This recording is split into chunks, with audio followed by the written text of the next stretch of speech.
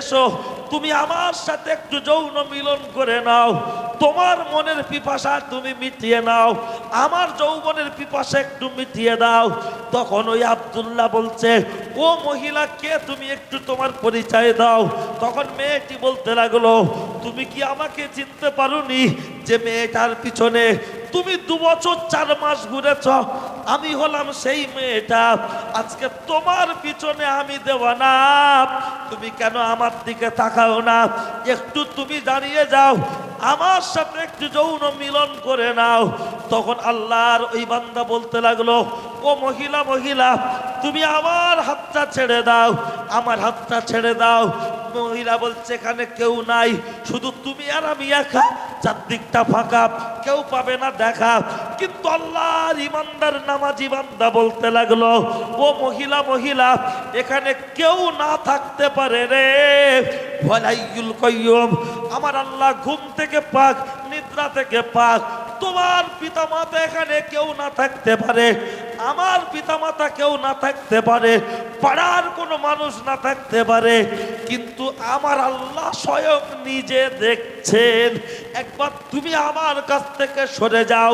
শুধু তাই নয়, ওই মহিলাটার সামনে আল্লাহর নামাজি বান্দা বলতে লাগলেন, কিরামান কাতিবিনা ইয়ালামুনা মা তাফালুন, ওগো আল্লাহর বান্দি, আমি ইমাম সাহেবের বক্তব্য বয়ানে শুনেছি, আমাদের কাছে সম্মানীয় লেখক দয় আছে, তুমি আমি আমরা ভালো কাজ খারাপ কাজ জীবনে যা কিছু করি না কেন, ওরা ছবি তুলে রেখে দিচ্ছে হাসরের ময়দানে।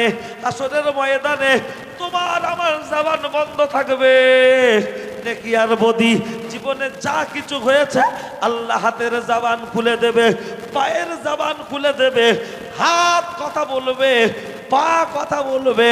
ও মহিলা তুমি ছেড়ে দাও। এই যুবক ছেলেরা যারা চালাচ্ছ হোয়াটসঅ্যাপ, যারা চালাচ্ছ ফেসবুক, ভিডিও কলে দেখাচ্ছ দুজনের মুখ, আর তাতেই বলছো কাবি খুশি কাবি গাম, কোথায় গেলে পাবো ঋত্বিক রৌশান? ও বাড়ির মহিলারা শুনে রেখে দেন, আগে আই বুড়ো মেয়েরা পালাতো, এখন 2টো বাচ্চার মায়েরা পালাচ্ছে না, পালায় না। বলবে এতক্ষণ নেওয়াজ করেননি, কাদের লে করবো, সব তো বয়স্ক লোক সাথে, ওই জন্য ওদিকে যাইনি, আর ও কথা আজ বলবো না।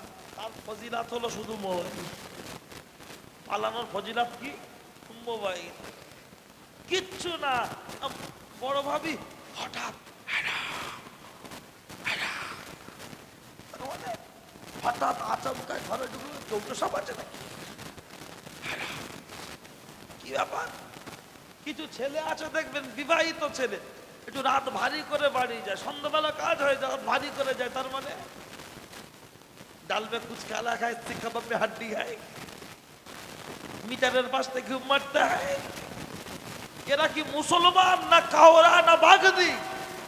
যদি মুসলমান হয়, ওই ছেলেটা তো মুসলমান, ও বেনামাজি ছিল, এখন নামাজি। অন্ধকার জায়গায় মেয়েটা বলছে, আমার যৌবনের পিপাসা মিটিয়ে দাও, তুমি মিটিয়ে দাও। ছেলেটা বলছে, না সরে যাও। আর আমাদের মতো মুসলমান আমরা বহাল তবিয়াতে রীতিমতো ফ্যান ফলোয়ার নিয়ে মোবাইলে চ্যাটিং ডেটিং, প্রথম হচ্ছে ফেসবুকে শুভ দৃষ্টি, আর তার স্বামীরা ইনকাম করার জন্য দেশের মাটি ছেড়ে বিদেশে পড়ে আছে, সংসারের সুখের জন্য, উন্নতির জন্য।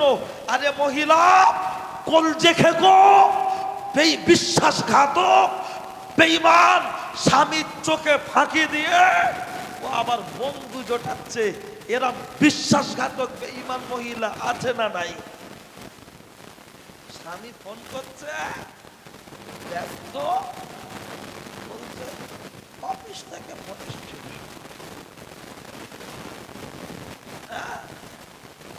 বুঝি না ওরা কি মুসলমান নয়, যেখানে কিরামান কাতিবিনা ইয়ালামুনা মা তাফালুন, সম্মানীয় লেখকদ্বয় লিখছে, বান্দা তোমার মুখ থেকে যে কথা বেরিয়ে যায়, হাওয়ায় উড়ে যায় না, পানিতে পড়ে যায় না, মাটি পুঁতে যায় না, সব সংরক্ষণ করে রাখা হচ্ছে।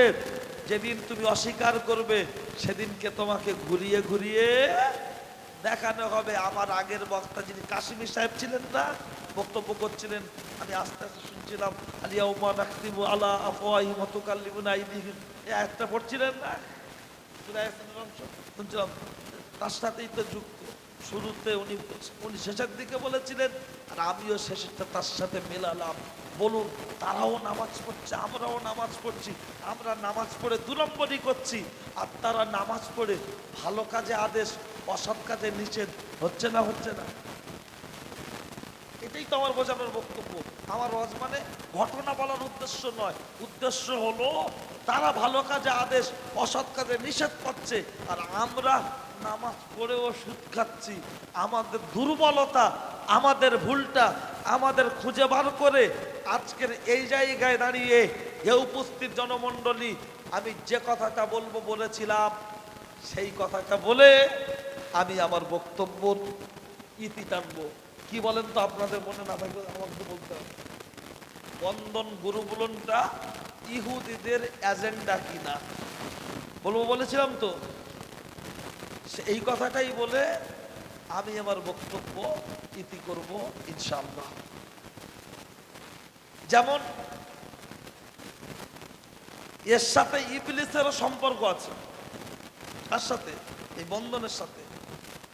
বলবেন আপনি জানেন? আমি বলছি আপনি মিলিয়ে নেন। এই মায়েরা ভালো করে শোনো, এ তো বন্ধনটা মেয়েরাই বেশি নাই, গ্রুপ লোনটা ওই যে 10টা করে বউ একসঙ্গে মিলে ওই বাড়িতে বাড়িতে মিটিং হয় না?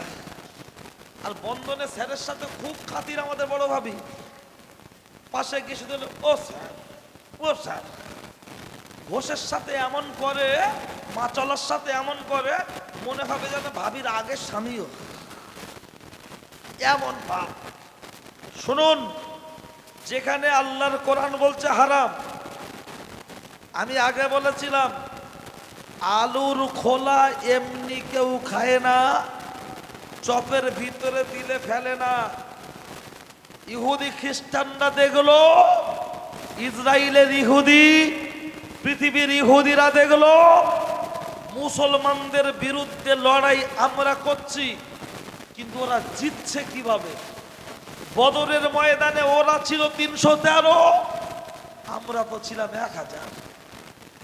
ওরা জিতলো কি করে? এই গবেষণা কিন্তু তখন থেকে ওরা চালিয়ে আসছে। চালিয়ে চালিয়ে চালিয়ে দেখলো, ও এদের লড়াই করার যে পাওয়ার হাউস, উৎস, উৎপত্তি, সেটা হলো ঈমান। এই ঈমানি পাওয়ারটা যদি ওদের ঠিক থাকে, ওরা গোটা পৃথিবীকে নাড়িয়ে দেবে। আর এই ঈমানি পাওয়ারটাকে ধ্বংস করতে গেলে রাস্তা হলো উল্লেখযোগ্য 2টা, আছে একাধিক, 2টো। কি?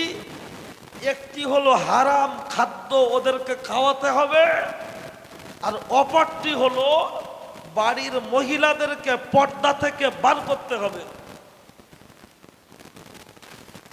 সাইকেলের টিউব টায়ারের ভিতরে থাকে, টিউব যদি মনে মনে করে এতদিন ভিতরে ছিলাম, এবার বাইরে যাব, ওই টায়ার নিয়ে, টিউব নিয়ে আপনি কি 1 বস্তা আলু ঠেলে নিয়ে যেতে পারবেন?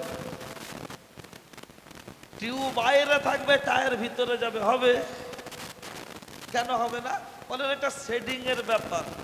আমি সাদ্দাম হোসেন বলছি, মেয়েরা হলো টিউব, নারী নারী, এরা হলো টিউব, আমরা হলাম টায়ার। আমাদের গাড়ে ওরা থাকবে। কিন্তু আজকে নারী হয়েছে আনারী, নারী অবলা, বোঝে না দুবেলা, স্বামীর সাথে লাগাচ্ছে ঝামেলা। ওরা বলছে এতদিন আমরা বাইরে বেরোচ্ছি, এবার তোমরা চুপ করে থাকো। হাতে দেখবেন এরকম একটা ব্যাগ থাকে, ব্যাগটার নাম কি গো? ভ্যানিটি ব্যাগ না, আমি নাম দিচ্ছি শয়তানি ব্যাগ। ওই ব্যাগে দেখবেন এরকম খুললে, এরকম খুললে একটা আয়না আছে না? নাই?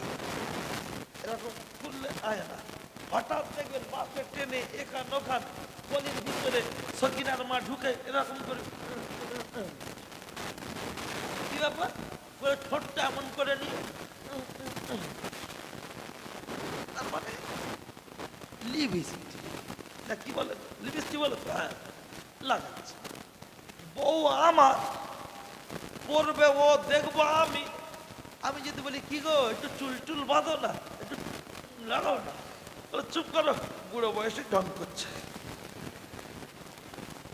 আর ও অটোয় টোটোয় বসে একা একা লাগাচ্ছে, টোটোওয়ালা দেখছে হাসছে, আবার আড়ে আড়ে করছে।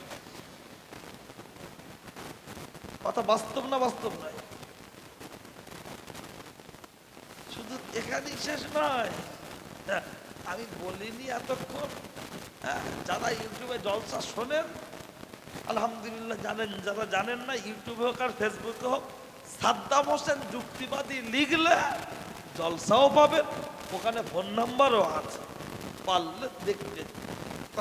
তো আমি বলি আজকে এই শুরুতে সব সামনে চেহারা থেকে মনে মনে হচ্ছে কার কি বলবো, ওই জন্য আমি আজকে একটু বলি। তা শোনেন, ইহুদিদের এজেন্ডা এটা তো আমাকে প্রমাণটা দিই, শুনে রাখুন। এরা গবেষণা করে করে দেখলো মুসলমানদের ইমানের পাওয়ারটাই হলো বড় পাওয়ার। এই পাওয়ারটাকে ধ্বংস করতে গেলে মেয়েদেরকে ঘর থেকে বার করতে হবে, আর ওদেরকে সুদ খাওয়াতে হবে। 30 বছর আগেও ব্যাংক থেকে লোন দেওয়া হতো, কিন্তু মুসলমান নামাজি লোক কখনো লোন নিত না। ওরা দেখলো এ শালা তো আলুর খোলা এরা খাবে না, তাহলে আলুর খোলা খাওয়াতে গেলে কি করতে হবে, চপের ভিতরে দিতে হবে, পাড়ায় পাড়ায় ঢুকিয়ে দিতে হবে। আমার এই অল্প বয়সে আমি নেপালেও জলসা করেছি, ভারতের বাইরে যে নেপাল, বাংলাদেশ, দেশের বাইরে দুটো দেশ, আর রাজ্যের বাইরে তো একাধিক। তাই যা যতটুকু দেখি সব জায়গাতে এই বন্ধন আছে, গুরুগুলো নাচে। বলার উদ্দেশ্য হলো নামটা আলাদা, জিনিসটা এক। ইমানটাকে শেষ করতে গেলে পাড়ায় পাড়ায় গ্রামে গ্রামে ঢুকিয়ে দাও, আর মেয়েদের হাতে যখন টাকা চলে আসবে তাদের মন মেজাজ আলাদা হবে না, হবে না? শুধু একবার বলো না গো লক্ষ্মী ভান্ডারে কত হবে, সংসার আগুন লাগিয়ে দেবে। একবারই বলে দেবে 20 বছর তোমার সংসার করছি, জীবনে কি দিয়েছো? যা দিয়েছে আমাদের দিদি দিয়েছে। কত বড় নেমো খারাপ বউ। যখন বিয়ে করি 20 বছর আগে 46 কেজি ওজন ছিল, আর এখন ওজন করেন 86 কেজি। ও তাতেই বলে তুমি কি দিয়েছো? তা তুই 46 থেকে 86 আর কি নিবি বল? তারপরেও বলে তুমি কি দিয়েছো। এটা হলো মেয়েদের একটা খসলত। এখন ওরা এটা দেখে দেখে দেখে দেখে পাড়ার ভিতরে ঢুকলো। যেমন ইবলিস আদম নবীকে সেজদা দিতে বলেছিলেন আমার আল্লাহ, সবাই দিয়েছিল, ফারিস্তারা দেয়নি, শুধু ইবলিস। আল্লাহ বললেন আবা ওয়াস্তাকবারা ওয়া কানা মিনাল কাফিরিন, দূর হ, বেরিয়ে যা।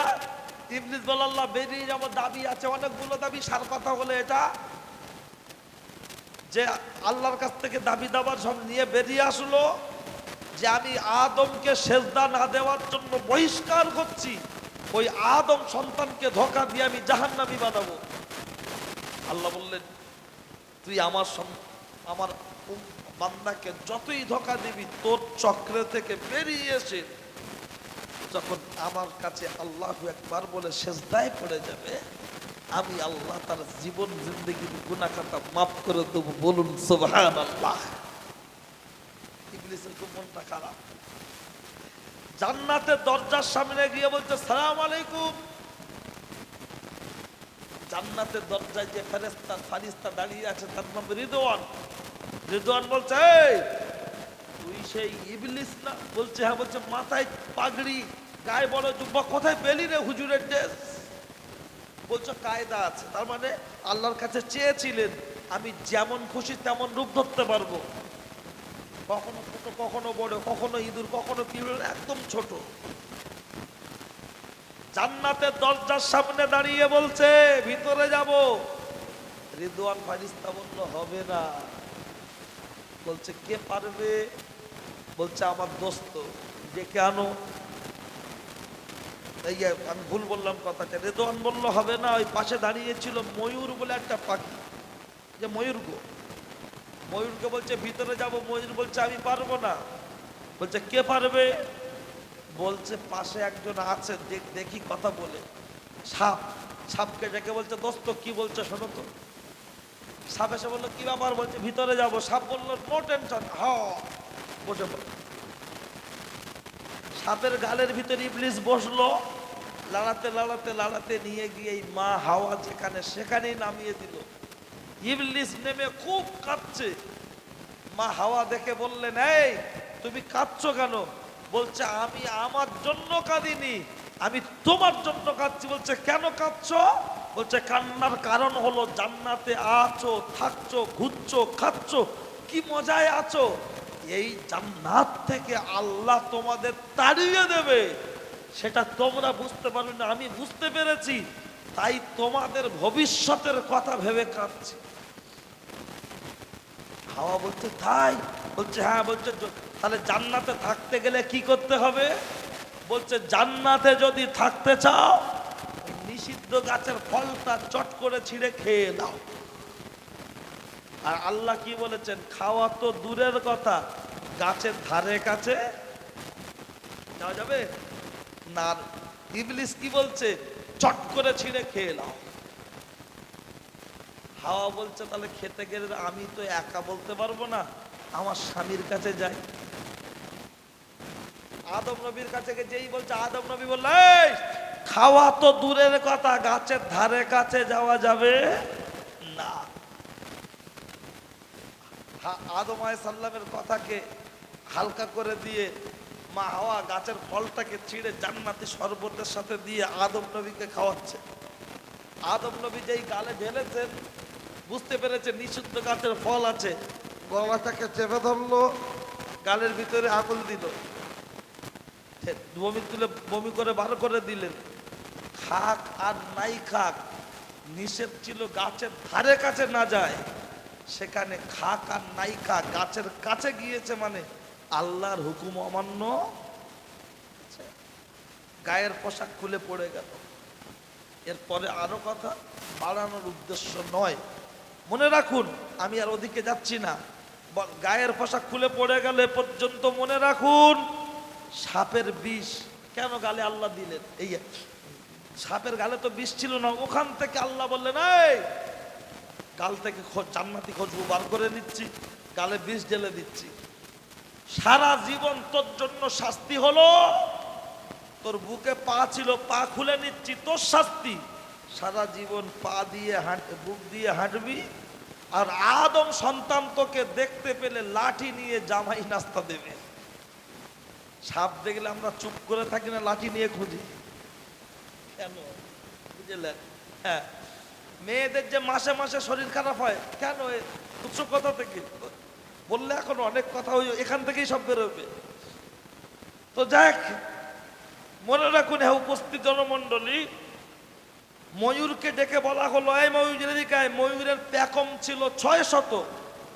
ময়ূরের প্যাকম খুলে নিয়ে বলা হলো, দেয়া হলো 2টা। এখন 2টো প্যাকম ময়ূরের। ময়ূরের 2টো প্যাকমে এত সুন্দর দেখছে। 600 প্যাকম থাকলে দেখতে ভালো হতো না খারাপ হতো? আরো ভালো লাগতো। ময়ূরকে বলা হলো তোর চেহারা দেখে লোক খুব ভালো বলবে, আর তোর পাটা দেখলে লোক চোখ ছিটকাবে। তার কারণ তুই ইবলিসকে জান্নাতে ঢোকানোর জন্য সাপকে ডেকে এনেছিলিস, তোর জন্য শাস্তি এটা। বোঝা গেল? বলার উদ্দেশ্য হলো ইবলিস ধোঁকা দেওয়ার জন্য সরাসরি আদম নবীর কাছে যাননি, গিয়েছে হাওয়ার কাছে। আর বন্ধনের দিদিমণি গ্রুপলনের সেক্রেটারি স্যার ওই ইমান লোটার জন্য, ধোঁকা দেওয়ার জন্য ইবলিসের মতো মেয়েদের কাছে যাচ্ছে, দুজনের উদ্দেশ্য কিন্তু প্রায় এক। ইবলিসের উদ্দেশ্য হলো জান্নাত থেকে হাওয়া এবং আদমকে যেভাবে হোক এর আল্লাহর হুকুমটা অমান্য করাবো, আর ইহুদিদের উদ্দেশ্য হলো যেভাবে হোক মুসলমানদের ইমানটাকে ধ্বংস করব। ইমানটা ধ্বংস করতে গেলে সুদ খাওয়াতে হবে, বাড়ির মহিলাদেরকে বেপরদায় আনাতে হবে। এটা হলো তাদেরই এজেন্ডা। মাথায় নেই, কারণ আমরা বললে এক শ্রেণীর মানুষ বলে এ মৌলী সাহেবরা শুধু ফতোয়া দেয়। বাবা, ফতোয়া নয়, জ্ঞান আছে, চোখ আছে, পড়েন পড়েন, দেখুন, ভাবুন। কোন ধর্মের, পৃথিবীতে যত ধর্ম এসছে, একটা ধর্মতে সুদ হালাল, সুদ বৈধ আপনি দেখাতে পারবেন? পৃথিবীতে যত ধর্ম এসেছে, মুসলমান সহ যত ধর্ম, কোন ধর্মে আপনি দেখাতে পারেন?